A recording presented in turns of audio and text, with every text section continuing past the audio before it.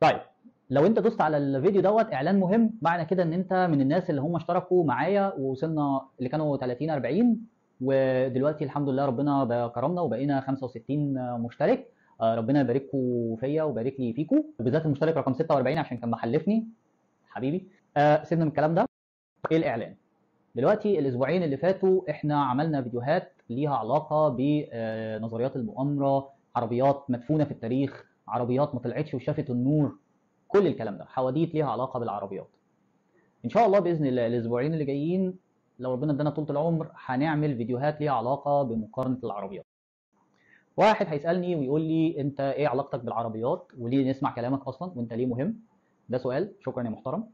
السؤال الثاني هيبقى مثلا هتعمل ده ازاي؟ مالكش دعوه، اسمع الاخر، استنى لاخر الفيديو.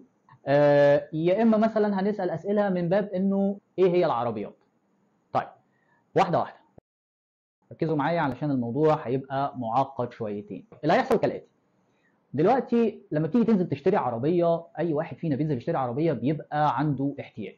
يا اما عندك مثلا عايز عربيه تبقى مجرد عربيه وسيله مواصلات توديك من نقطه الف لنقطه ب، او ان انت محتاج تابجريد العربيه بتاعتك. فده معناه ان انت معاك عربيه وعايز مثلا حاجه احسن، مش بتدور على حاجه معينه بس عايز حاجه احسن. يا اما انت عندك عيله وعايز عربيه عائليه، اسرتك كبرت، في مولود جاي في السكه فمحتاج عربيه اكبر، عربيه عائليه. او عربيه رفاهيه، عايز بقى عربيه تاتش سكرين ومش عارف كراسي جلد وسخانات ومساج، كل الكلام دوت، فانت عايز تتدلع. او يا سيدي انت واحد زي حالاتي، العربيات الرياضيه وبتحب عايز عربيه فروم فروم كتير قوي وصوت كراكات لاخر الدنيا وداون بايب والقصه دي وموتور 8 سلندر، كل الكلام ده، فده احتياج. او انت عندك احتياج ان انت تجيب عربيه فان او عربيه بيك اب، عايز عربيه اوف رود، ليك حاجه محدده قوي تخليك تروح لنوعيه معينه من العربيات. فاللي هيتم كالاتي: كل احتياج من دول هنتكلم عنه وهنعرف المقارنه في العربيات في الاحتياج ده بالتحديد. طيب السؤال بتاع المحترم: انت ايه تفهم ايه في العربيات؟ انا على الله لا افقه شيء. فهنعمل ده ازاي؟ هنعمل ده بالاي اي.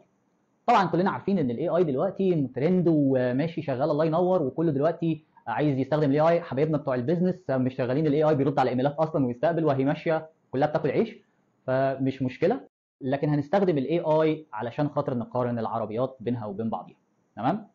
اخواتي اللي ما بتعرفش تقرر حاجه في حياتها، اخواتي اللي هي مش عارفه تنزل تبقى عايز يشتري عربيه، اجيب دي ولا اجيب دي، ما تقلقش، لو تابعتني الفيديوهات اللي جايه هتحل لك المشاكل دي كلها، ايا يكن احتياجك، عايز تجيب عربيه اصلا ليه، هتحل لك المشاكل دي كلها. فاتفرج على الفيديوهات عشان تعرف تقرر لو انت محتار اصلا تقرر ازاي. هنعمل ده بقى ازاي؟ طبعا احنا قلنا هنستخدم ده بالاي اي. انا هعمل زي سيستم لكل احتياج، الاحتياج دوت هيبقى ليه ترتيبات في ان احنا نجادج ونحكم على كل عربيه. يعني هدي لك مثال، مثلا لو انت محتاج عربيه رفاهيه، فالعربيات الرفاهيه هتبقى عربيات مثلا عايز زي ما احنا قلنا سخانات في الكراسي، مساج، شاشه كبيره، كل الكلام ده. فاحتياجك للعربيه الرفاهيه هيخلي اولويات ان احنا نحكم على العربيه وطريقه حكمنا عليها مختلفه. يعني مش هينفع مثلا ان انا اجي اقول لك العربيه دي اهم حاجه فيها السعر، وهنا اهم حاجه السعر. انت اصلا محتاج عربيه رفاهيه، انت محتاج تدلع نفسك، فالسعر هيبقى مهم، هناخده في عين الاعتبار ونقيم على اساسه، بس مش ده هتبقى الاولويات. فالاولويات بالنسبه لنا هتبقى الفيتشرز، التكنولوجي اللي موجوده في العربيه، وده اهم شيء.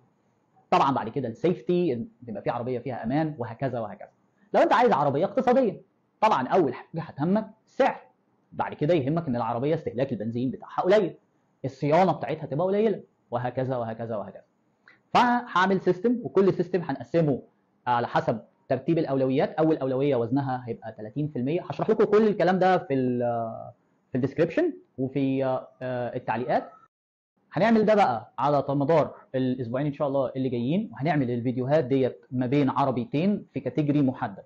يعني مش همسك مثلا كاتيجوري خزعبلي النزعه رياضيه مثلا او كومباكت سيدان مع اس يو في، هتبقى العربيات بنفس البادي تايب وفي نفس الاحتياج، علشان خاطر منعا ليه ان يبقى في تشويش على الاختيار.